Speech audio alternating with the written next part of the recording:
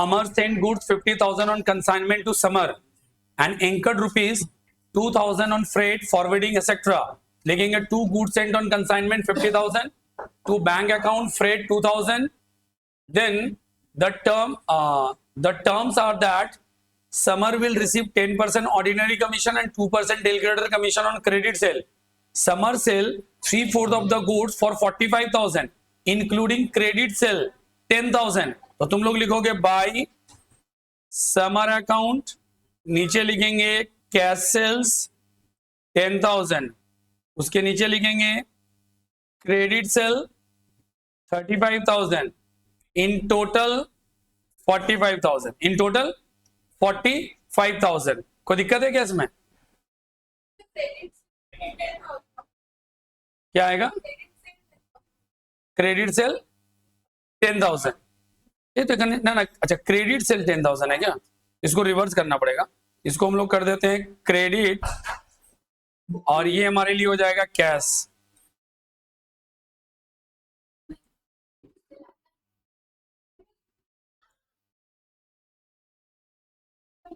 हाँ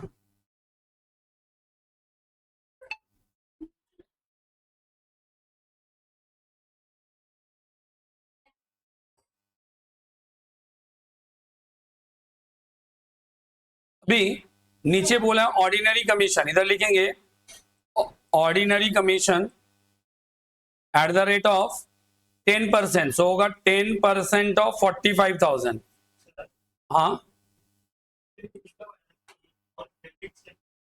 इधर लिखो del credere commission 2% of credit sale. यही तो है. अरे नॉर्मल कमीशन तो चाहे उधारी में बेचो कैश में बेचो पूरे पे मिलेगा, और डेल क्रेडिटर कमीशन किस पे मिलेगा? बोल दिया कि डेल क्रेडिटर कमीशन किस पे मिलेगा? Credit sale.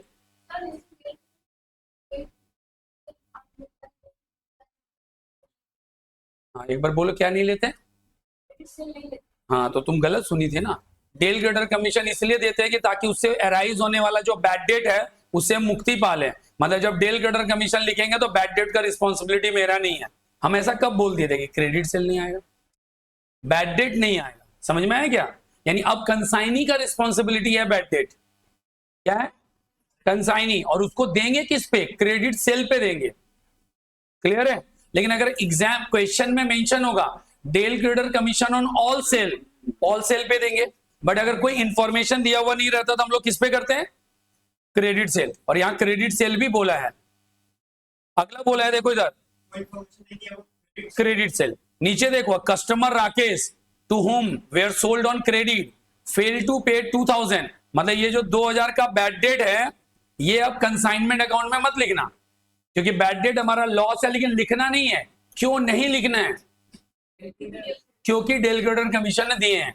अब इसका reverse entry, if del credere commission is absence, तो उस केस में क्या होगा? बैड डेट कंसाइनमेंट के 2 में आएगा. अब समझ में आया? डेल क्रेडिटर कमीशन आया तो bad debt out. Del credere commission नहीं दे रहे हैं देन बैड डेट की रिस्पॉन्सिबिलिटी अपना, बैड डेट की रिस्पॉन्सिबिलिटी अपना हो जाएगा. खत्म. सवाल में तो कोई दम नहीं है. कंसाइनी का एक्सपेंसेस सेलिंग एक्सपेंसेस है, क्या करेंगे? लिख देंगे समर बोल के, कमीशन दे दिए. अब बचा अनसोल्ड स्टॉक. इधर देखो कॉस्ट ऑफ अनसोल्ड स्टॉक. कितना माल बिक गया है? 3/4 बिक गया. तुम लोग फोकस नहीं कर रहे हो, बाद में याद नहीं रहता है. 3/4 सेल कर रहे हैं तो रिमेनिंग कितना रहेगा? कितना माल था? 12,000. 12,000 का 1/4 कितना होगा? 50,000 का 1/4 12,500. इसमें लिखेंगे add proportionate cost of consignor. कितना आएगा? कंसाइनर का खर्चा है 2,000. 2,000 इंटू 1/4 आएगा 500. टोटल 13,000. अभी तुम्हारे मन में आया होगा कंसाइनी का क्यों नहीं लिए? कंसाइनी का एक ही खर्चा है, वो भी रेकरिंग है. हम तो रेकरिंग नहीं नॉन रेकरिंग लेते हैं. तो देखो वर्किंग 2 लाइन में खत्म हो गया. हाँ ये क्लोजिंग स्टॉक हुआ. इसको कंसाइनमेंट के बाय में लिखेंगे by closing stock with consignment. Consignment के बाय में लिखेंगे by closing stock with consignment.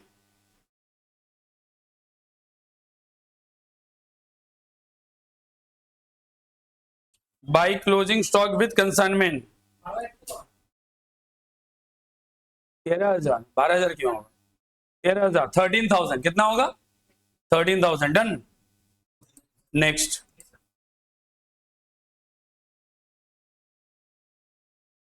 Note करो जो भी नोट करना।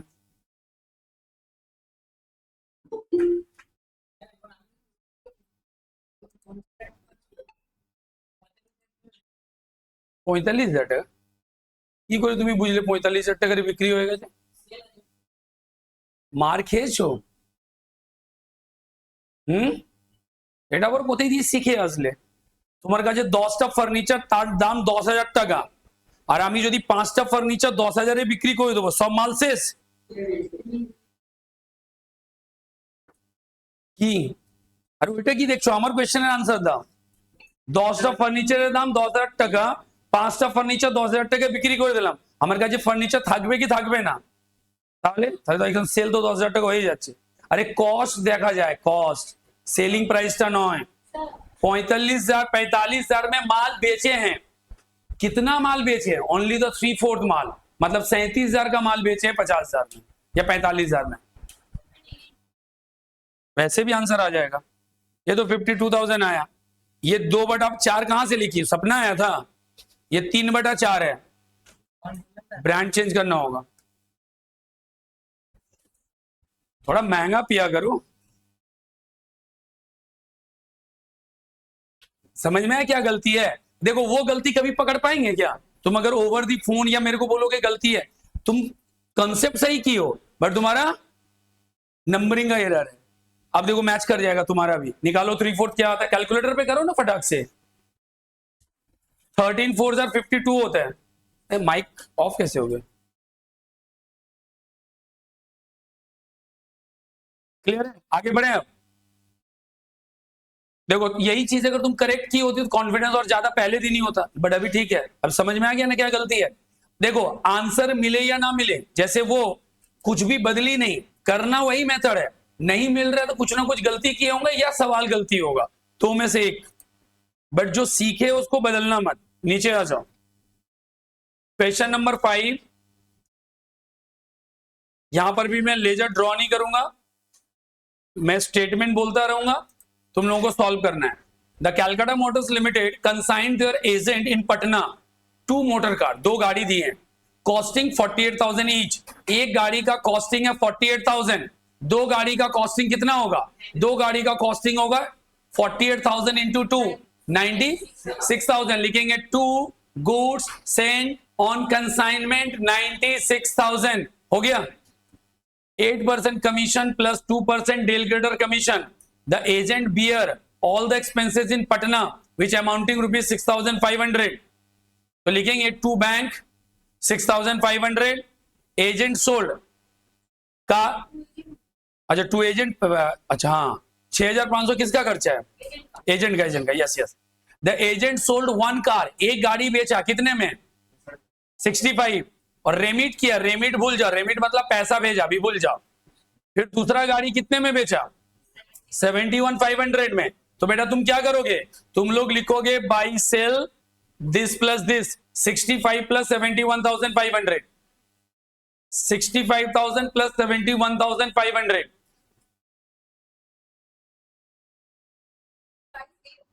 By sales 1 lakh done. अब बताओ कि कोई भी गाड़ी अब बचा गया? अब क्या क्लोजिंग स्टॉक में कुछ लिखेंगे क्या? कुछ भी नहीं। But out of this sum of rupees 30,000 become bad debt. भाई बैड डेट को पीएल में मतलब कंसाइनमेंट में लोगे क्या? नहीं लोगे। क्यों नहीं लोगे? डेल ग्रेडर दिए हैं, ये इसका कोई काम नहीं है। 13,000 गया घर। कंसाइनर इंकर्ड 5,200, तो लिखोगे टू बैंक फ्रेड 5,200, 5,000, और ये 6,500 कंसाइनी का है। अब बताओ क्लोजिंग स्टॉक है ही नहीं, तो क्लोजिंग स्टॉक का वैल्यूएशन करेंगे क्या? सवाल इजी, बैलेंस करेंगे, आंसर आ गया। मतलब ऐसा सम्स आएगा तो फिर और भी मेहनत कम करना है, ऐसे सम्स का मेहनत बहुत कम करना है। कोई दिक्कत है इसमें? नेक्स्ट क्वेश्चन नंबर 6, उनको लग रहा है 6 में भी कुछ नहीं होगा।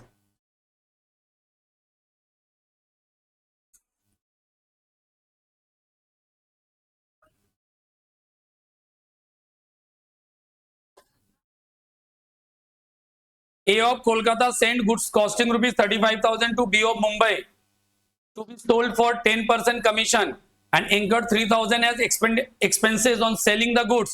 तो ये हो जाएगा 2 goods sent on consignment, consigner का expenses. B sells 3/4 of the goods 45,000 including 8,000 credit sale, ऊपर वाला सम जैसा ही है, and his expenses means consignee's expenses, collection from debtor to 5,000 by B and 7,000 due from customer prove bad, किसी काम का नहीं है.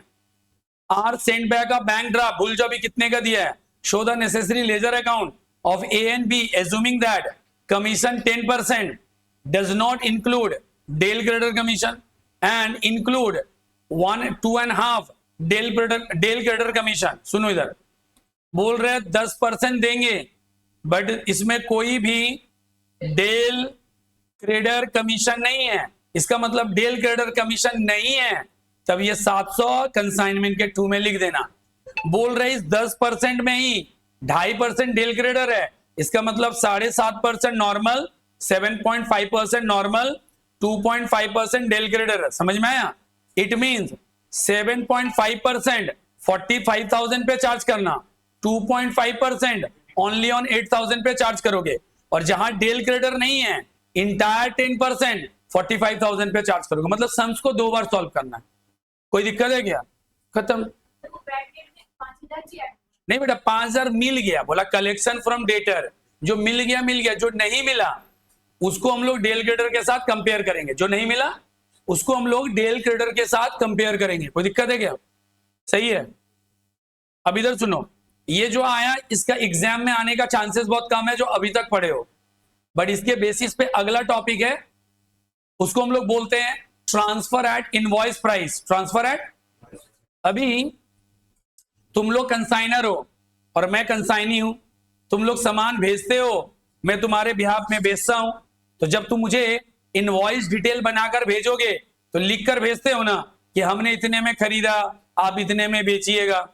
अभी तुम्हारे बिजनेस का सारा आइडिया मुझे लग गया कि तुम कितने में खरीदते हो, कितने में बेचते हो, कितना मुनाफा है, तो मेरे को जानकारी मिल गया कि नहीं.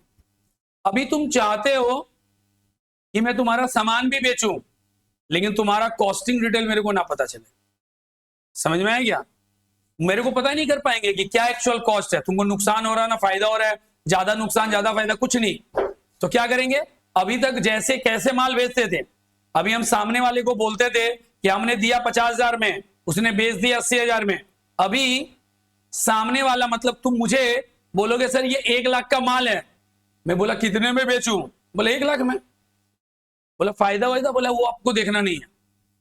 तो तुमने क्या किया, मैं एग्जांपल दे रहा हूं, तुमने 80,000 का माल हमको 1 लाख में दिया और मुझे तो 80,000 बताया नहीं, तो मतलब 1 लाख में बेच दीजिए. क्या मुझे कभी कॉस्टिंग पता चल पाएगा? नहीं. लेकिन तुम्हारे बुक्स में तुम लोग जो सेंडर हो, तुम्हें तो पता है ना कि तुमने 80 लाख का माल 1 लाख में दिया है. समझ में आ गया? तो तुम्हारे बुक्स में एंट्री 80,000 पे होना चाहिए ना 1 लाख पे होना चाहिए? 80,000 पे होना चाहिए. सही, क्योंकि 80,000 का है. बेटा सुनना इधर, 80,000 पे होना चाहिए था, बट मेरे को माल कितना में भेजे हो? 1 लाख. मैं अपने बुक्स में कितना रिकॉर्ड करूंगा? 1 लाख. तुम अपने बुक्स में कितना रिकॉर्ड करोगे? 80,000. और ऐसा एक ट्रांजैक्शन होगा ना, मल्टीपल होगा. जब मल्टीपल ट्रांजैक्शन होगा प्रॉब्लम एराइज होगा. मैं बोलूंगा 1 लाख, तुम्हारा लेजर में 80,000, तो दिमाग ही खराब हो जाएगा कि इधर 80 पढ़ना है 1 लाख पढ़ना है. समझ में आया क्या? क्योंकि दोनों लेजर कभी मैच करेगा? लेजर नहीं मैच करेगा तो क्रॉस चेक कैसे करोगे? गलती हो रहा है, एरर हो रहा है, फ्रॉड हो रहा है, कम हुआ ज्यादा हुआ, सही कैलकुलेशन. तो करना क्या है, इसका मतलब ये हुआ कि मैं 1 लाख रिकॉर्ड करूंगा, तुमको भी 1 लाख ही रिकॉर्ड करना है. तुमको भी क्या करना है, तभी हमारा लेजर मैच करेगा. तो फिर क्वेश्चन आएगा कि सर अभी आप समझा जो रहे थे 20,000 कॉस्टिंग कहां गया? तो बेटा जितना एक्स्ट्रा प्रॉफिट है उसे हम लोडिंग बोलकर हटा देंगे. क्या करेंगे? लोडिंग बोलकर हटा देंगे. किसके जैसा? हायर परचेज में स्टॉक एंड डेटर मेथड जैसा. याद है वहां लिखते थे बोलो क्या? अरे एचपी स्टॉक, उस पे जो भी सेल वगैरह होता था उसका लोडिंग एचपी स्टॉक एडजस्टमेंट में लिखते थे ना। मतलब उसको हम लोग कॉस्ट पे लिख नहीं रहे हैं, लेकिन उसका प्रॉफिट एलिमेंट को हटा रहे हैं कि नहीं? वही काम यहां करना है। यानी माल बढ़ाकर भेजा जाएगा, जितना बढ़ा हुआ अमाउंट है उसे काउंटर करने के लिए as a loading amount show करना पड़ेगा। क्या करना पड़ेगा? लोडिंग अमाउंट शो करना पड़ेगा। तो अभी एक ऐसा क्वेश्चन लेते हैं जिसमें एक लोडिंग का सम्स हो। 7 में ही है क्या? अच्छा, यहां एक चीज बहुत फटाफट आंसर देना पड़ेगा। 25% on cost then what percent on sale? इसका क्वेश्चन है, बोलो। 25% on cost, then what percentage on sell? 16.67% on sell, then what percentage on cost? 20%. तुम लोगों के लिए नहीं है, अभी ऑफलाइन में पहले पूछ लें, इधर पीटने का मौका मिलेगा ना। उधर गलत भी बोलोगे तो कुछ नहीं कर पाऊंगा मैं। तुम बताओ, सुमित बोलेगा 33.33% on cost, then what percentage on sell? 25%. 33.33% on sell, then what percentage on cost? Question तो चेंज कर दिया। मैं तो इसको बोला था 33.33% ऑन कॉस्ट, मैं बोल रहा हूं 33.33% on sale, then what percentage on cost? हाँ, मतलब 50%।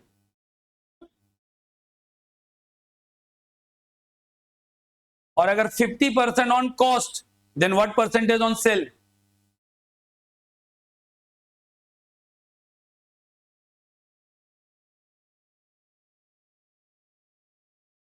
और अगर 50% on sale then what percentage on cost?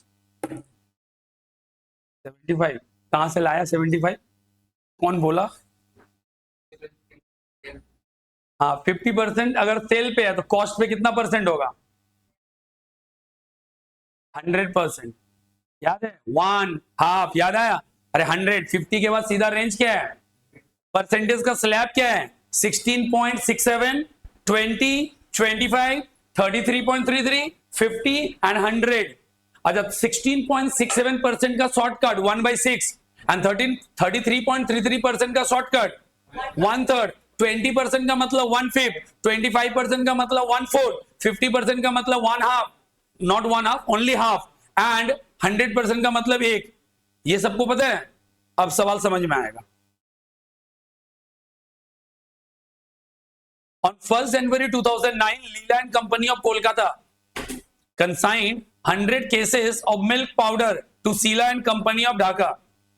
The goods were charged at a pro forma invoice value rupees 10,000, including a profit of 25% on invoice price. क्या किया है? Invoice price. ये देखो, और ये जो अमाउंट है ये भी है इनवॉइस प्राइस। तो अच्छी बात है, अगर कॉस्ट रहता तो इनवॉइस बनाना होता, इनवॉइस इनवॉइस है। तो on the same date consignor paid 600 जैसे पहले करते थे, consignee paid import duty same entry, dock dues वैसे करेंगे, बैंक ड्रा भेजा भूल जाओ अभी, 80 केसेस माल बेच दिया सेल में दिखाएंगे, 20 बच गया क्लोजिंग स्टॉक का वैल्यूएशन करेंगे और 5% का कमीशन देंगे। तो एक एक्स्ट्रा एंट्री आया, इनवॉइस प्राइस क्या आ गया? तो चलो एक सम तुम लोगों के साथ सॉल्व करता हूं, मैं भी एक सम्स मैं भी साथ में सॉल्व करता हूं।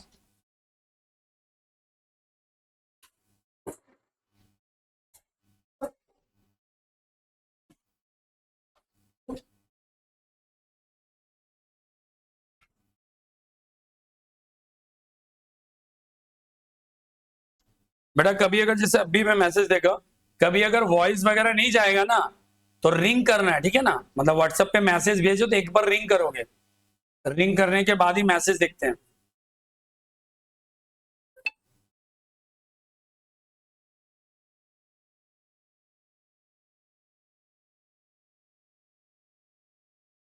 देखो यहां लिखेंगे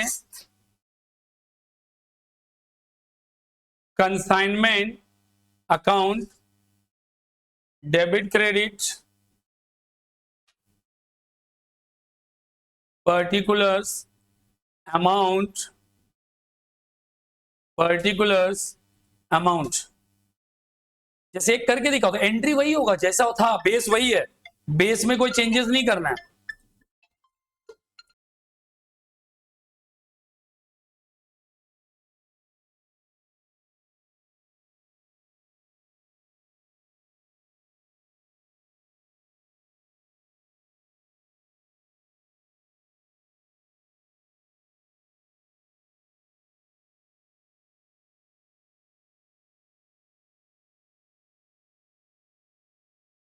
देखो इधर लिखेंगे to goods sent on consignment. यहां बेटा हम कॉस्ट नहीं, यहां हम लोग क्या करेंगे, पूरा का पूरा पार्ट लिखना होगा पूरा।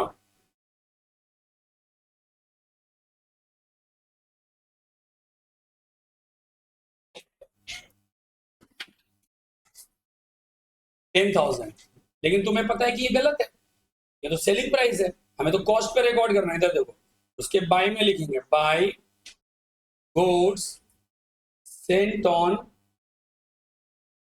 Consignment dash loading. लोडिंग मतलब उसका एक्स्ट्रा एलिमेंट कितना निकलेगा, 25% ऑफ 10,000, 2,500। देखो एक अमाउंट को मैंने डेबिट किया, दूसरे अमाउंट को क्रेडिट किया, अल्टीमेट नेट अमाउंट मेरे लिए क्या हुआ, डेबिट।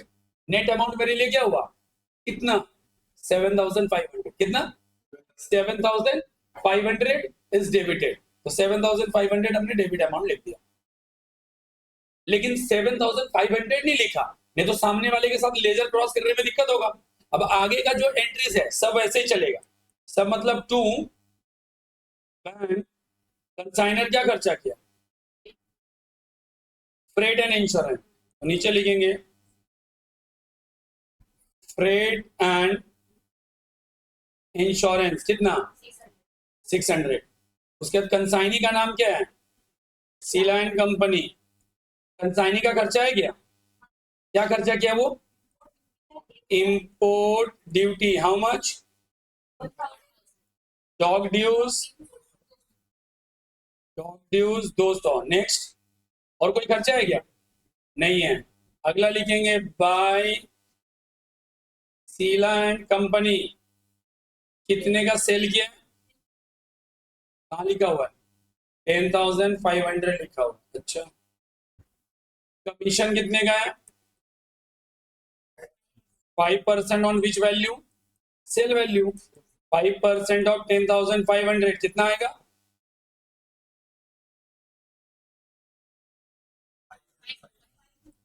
5 to 5 आ गया यहाँ तक। बाई साइड में लिखेंगे by closing stock with consignment, वैसे जैसे चल रहा था। अब इधर आ जाओ, देखो अब इसका वैल्यूएशन करेंगे, इसमें 3 चीज लिखना होगा। इधर लिखना होगा यूनिट, लिखना होगा अमाउंट, ब्रैकेट में लिखो आईपी, आईपी का मतलब इनवॉइस प्राइस, और लास्ट में एक लिखो लोडिंग, लोडिंग मतलब एक्स्ट्रा प्रॉफिट प्राइस। सबसे पहले लिखेंगे गुड्स सेंड, 100 यूनिट बेचा गया जिसका प्राइस 10,000 है बट लोडिंग 2,500 है। देन हम लोग करेंगे ऐड कंसाइनर एक्सपेंसेस, कंसाइनर ने कितने का खर्चा किया है, only 600 only in amount column, unit 100, loading 2,500, 10,600। Then करेंगे add consignee's non recurring expenses, ये सब बताने का चीज नहीं क्योंकि ये लास्ट टाइम प्रैक्टिस करवा दिए थे। नॉन रेकरिंग एक्सपेंसेस, उसने क्या क्या खर्चा किया है, इंपोर्ट ड्यूटी भी नॉन रेकरिंग है, डॉग ड्यूज भी नॉन रेकरिंग है, मतलब 1200 नॉन रेकरिंग में आएगा 1200, तो ये हो जाएगा 100, ये हो जाएगा 11,800, ये आएगा 2,500। नीचे लिखेंगे लेस सेल, 80 पीसेस बेचे हैं, तो 80 पीसेस का प्राइस कैसे होगा, ऐसे निकालेंगे 11,800 डिवाइडेड बाय 100 इंटू 80, और लोडिंग का कैलकुलेशन होगा 2,500 डिवाइडेड बाय 100 इंटू 80, ये होगा 2000, ये आ गया 500, ये हो गया 20। बीच वाला कैलकुलेशन बता दो जी, बीच वाला कैलकुलेशन एक बार मेरे को बताओ।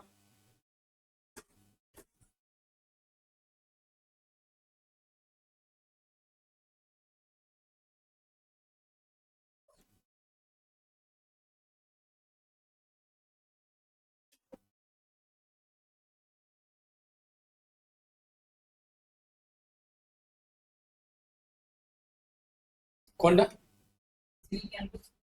এই তো, আরে 100 ইউনিটের দাম এত, তো 80 এর জন্য কত হবে? 100 জন্য এত, তো 80 জন্য কত হবে? Rule of proportion. 9440 balancing figure is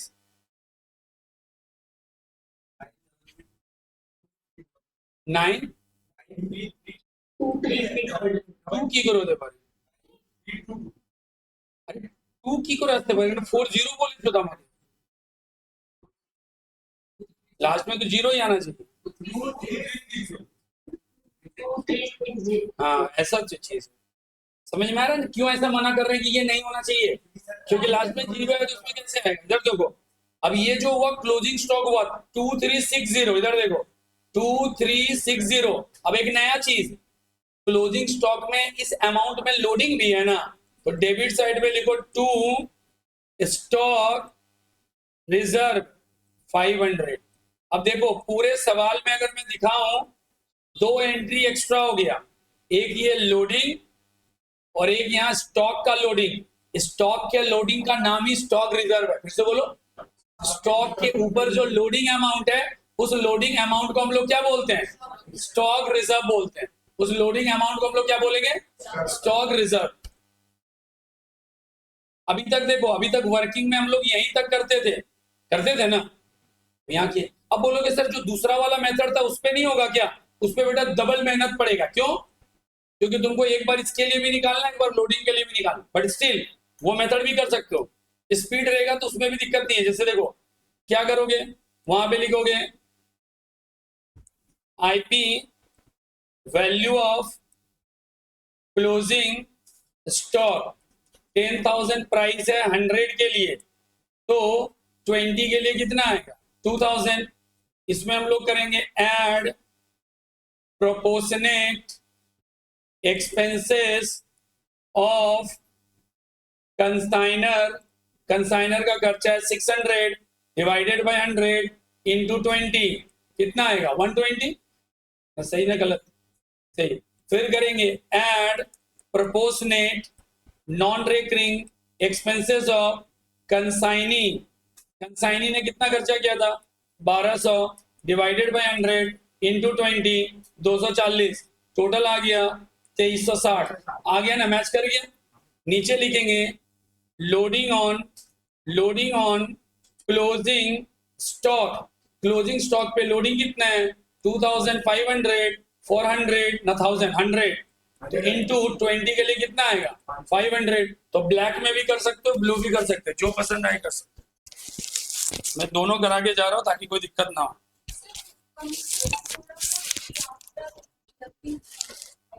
अच्छा रुको, कमीशन किए कि नहीं किए?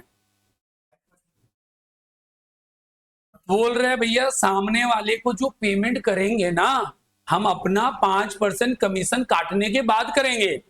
कमीशन के लिए काटने नहीं बोल रहे हैं भाई। तुम मेरे कंसाइनी हो, 1 लाख में माल बेचोगे, 1 लाख पूरा बेच दोगे, तो उसमें तुम अपना कमीशन काट के भेजोगे, बट कमीशन निकलेगा किस पे? सेलिंग प्राइस पे। 1 बाय 1 पहले वर्किंग करना है, वर्किंग करो, लेजर करो, समझो। क्योंकि बस अब इसके बाद मैं सम्स नहीं कराऊंगा। जैसे कंसाइनमेंट का नॉर्मल सम्स एक कराया, बाकी बात तुम लोग की, अभी फिर से वही होगा। मैं सिर्फ स्टॉक या वर्किंग देखूंगा, लेजर तुम लोगों को ही निकालना है। सो अच्छे से वर्किंग करना है।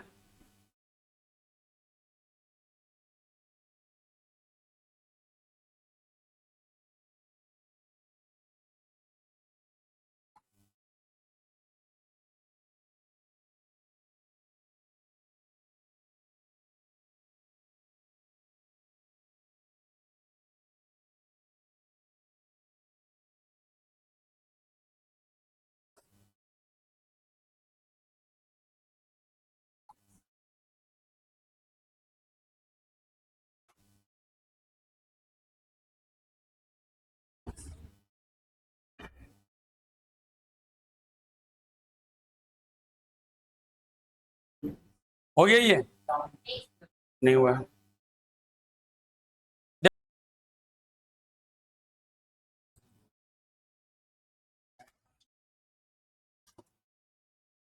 क्वेश्चन नंबर 8 सॉल्व करो अभी।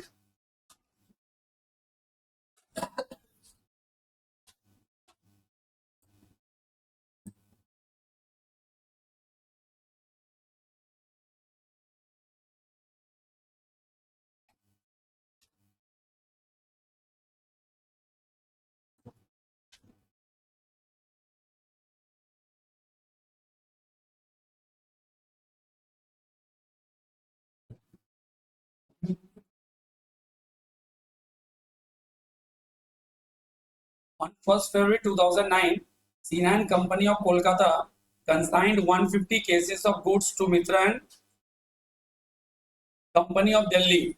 150 और क्या है? The goods were charged to a performa invoice 15,000. तो goods sent on consignment 15,000. But ये 25% है तो सेलिंग प्राइस पे कितना होगा? 20%. By goods sent on consignment loading होगा 20% of 15,000 3,000. Sinan Company paid to bank 800 delivery charges. On 1st July 2000, Mitra and Company paid railway freight to Mitra and Company, go down rent 500 and Sina and Company 6,000 advance. इसका कुछ नहीं करना है. On 1st September they sold 120 cases for 9,800. तो buy sell sender remittance इसको छोड़ दो. Commission 5% on gross 9,800. Closing stock निकालना है. Closing stock कितना निकलेगा? 30 केसेस का कितना निकलेगा? तो निकालने का दो तरीका. पहला अगर 30 केसेस का कितना होगा? 15,000 डिवाइडेड बाई 150 इंटू 30 कितना आएगा?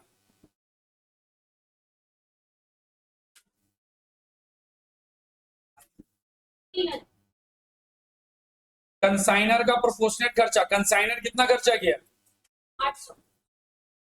800 बाई 150 इंटू 30. कंसाइनी का नॉन रेकरिंग. कंसाइनी का नॉन रेकरिंग सिर्फ 1200 होगा. कितना बोले? 1. और इसका बताओ. 240. 2 टोटल 3,000 हो गया. इसका लोडिंग टोटल लोडिंग अमाउंट कितना था? 3,000 बाई 150 इंटू 30 कितना आएगा? हो गया. लोडिंग को 2 में लिख देना. स्टॉक रिजर्व हो गया. अब तुम चाहो तो जिस मेथड से भी करना है कर सकते हो. ठीक है. अब इधर सुनो. अभी तुम लोगों को मैं एडवांस नहीं सिखाया हूं. अभी मैं तुम लोगों को कंसाइनी अकाउंट नहीं सिखाया हूं. तो जब ये पूरा सीख जाओगे तो उसके बाद एक सम्स में दिखा देंगे कैसे कंसाइनी अकाउंट और एडवांस को ट्रीट करते हैं. इसी का जर्नल एंट्री मार देंगे. कंसाइनमेंट को 2 में लिख दो. 2 goods sent on consignment. Journal entry होगा consignment account debit to goods sent on consignment. जो लोडिंग है वो बाई साइड में लिखे हो. Goods sent on consignment account debit to consignment. जो कंसाइनर का खर्चा है consignment account debit to bank. जो कंसाइनी का खर्चा है consignment account debit to consignee. जो सेल का एंट्री है consignee account debit to consignment. जो क्लोजिंग स्टॉक है closing stock account debit to consignment. और जो प्रॉफिट है वो consignment account debit to profit. क्या जनरेटेड होता है? जो स्टॉक रिजर्व होगा consignment account debit to stock reserve. हो गया. समझ में आया? अरे जब पार्टनरशिप का एंट्री उसी से होता है ना. उसी लेजर को एंट्री फॉर्म में डाल देंगे. तो लेजर ही बना रहे हैं. हाँ, एडवांस का भी एंट्री तुमको नहीं बोलना पड़ेगा. एडवांस सिखाएंगे तो एडवांस का भी एंट्री हो ही जाएगा. क्लियर है क्या? कमीशन रहेगा तो consignment account debit to commission. सब तो हो गया.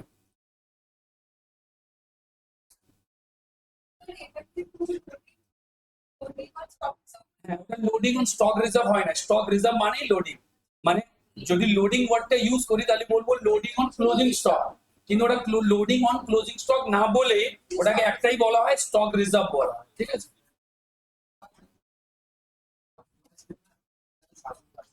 ठीक है ना? कोई दिक्कत है इसमें? देखो अब कंसाइनमेंट का मेजर सम्स कर पाओगे जहां तक कि स्पेशल कमीशन नहीं है.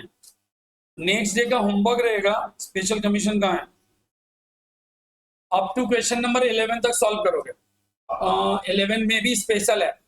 11 नंबर का स्पेशल कमीशन छोड़ के बाकी वाले एंट्री करके लाओगे. क्या हो गया? 9, 10, 11. ठीक है ना?